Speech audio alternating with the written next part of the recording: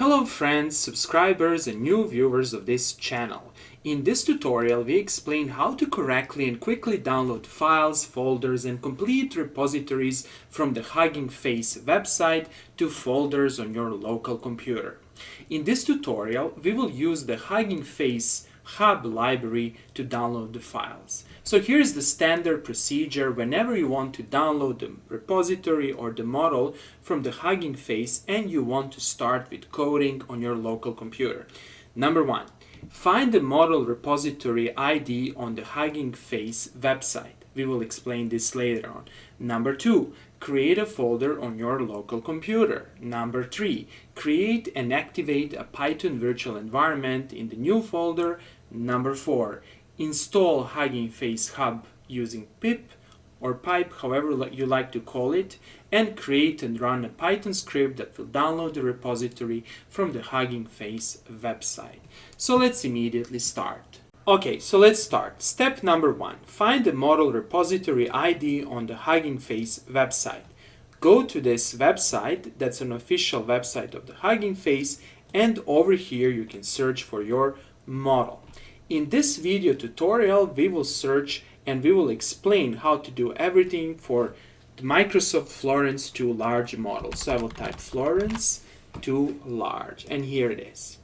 The next step is actually to copy this repository or the model ID. Just click here and copy it somewhere else. So here I copied. Let me do it again such that you can see. And this is the information that you need to have in order to download the online repository. If you want to know where are all the files, you can click over here. And let me expand this window such that you can see them. And here are all the files. Now the issue over here is that you can only download the individual files from this website. You cannot select everything and download the complete structure and complete folder.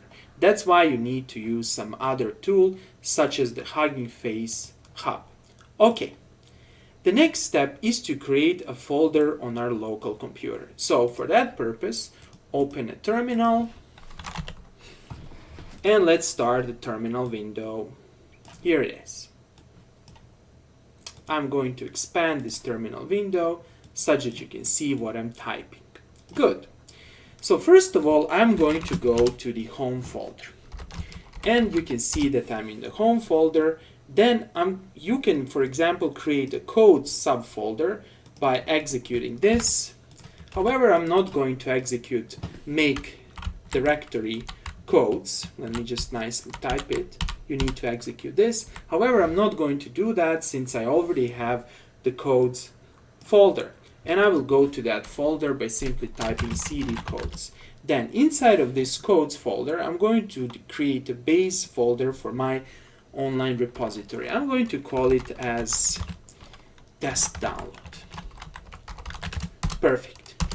Okay, so let's navigate to test download.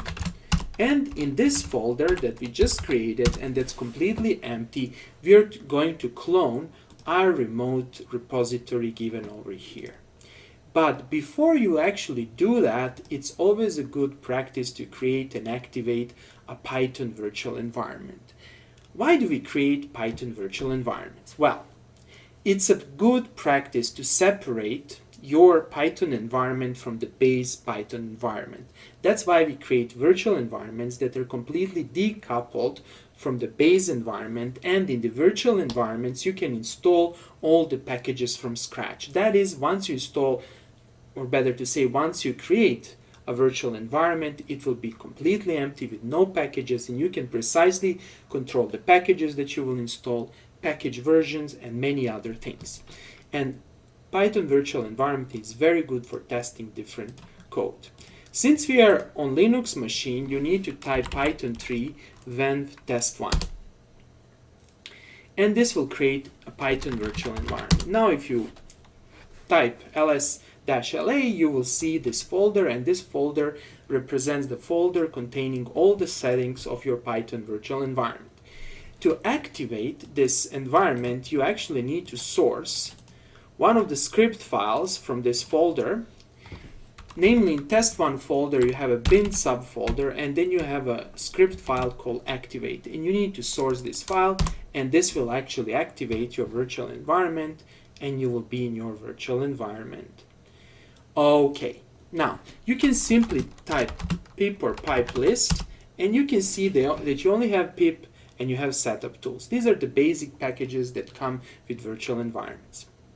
Okay, so let's install Hugging Face Hub library that will be used to remotely download. To do that, just type this, and this will install the library. You can verify it like this, as well as some other packages necessary to run this library.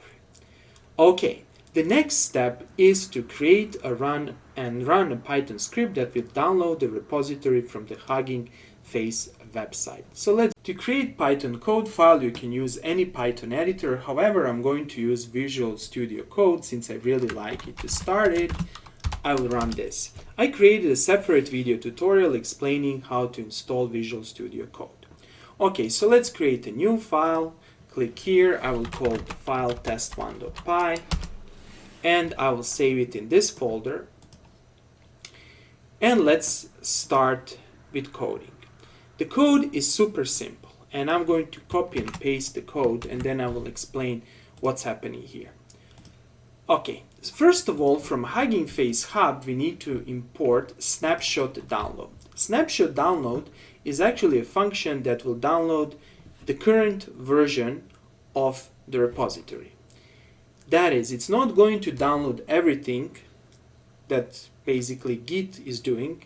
Namely, if you're using Git to download this, Git will not only download the current snapshot, the current version, but it will also download everything, all the revisions and the complete history. And the Git download will be huge. However, over here, we are just downloading precise snapshot. That is the current version that you can see over here. Good.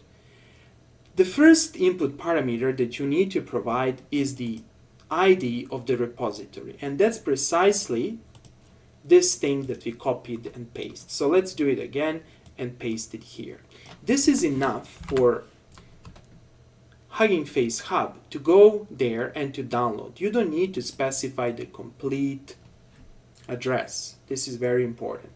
And the next very important parameter is the directory or the folder in which you will store your package or the complete folder structure. Now, if you don't specify this, there is a default place where this function will actually download, and this is in the cache folder.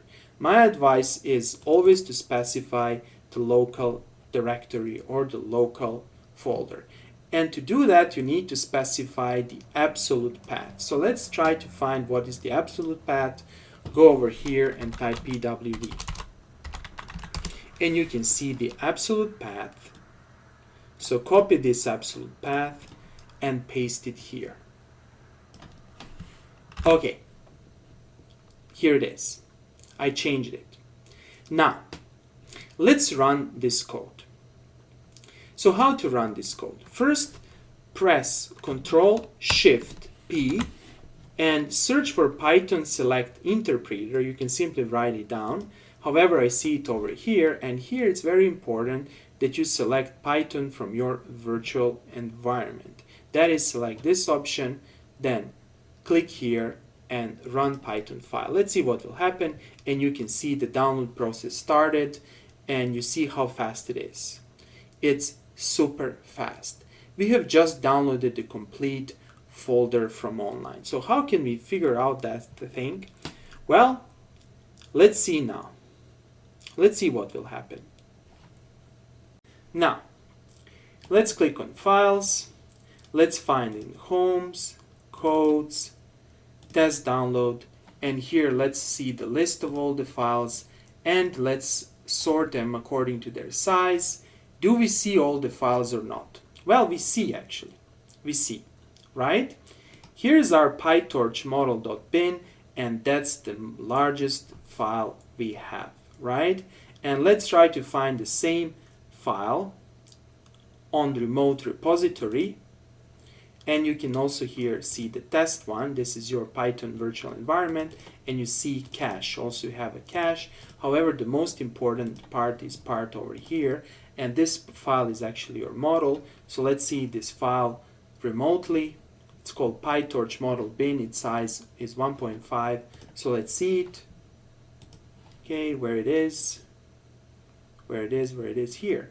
PyTorch model.bin, and the size is 1.54 GB. So let's see this file, where it is. Again, it's over here, and it's the same file. And that's it. Simple as that. Okay, that's all for today. Thanks for watching.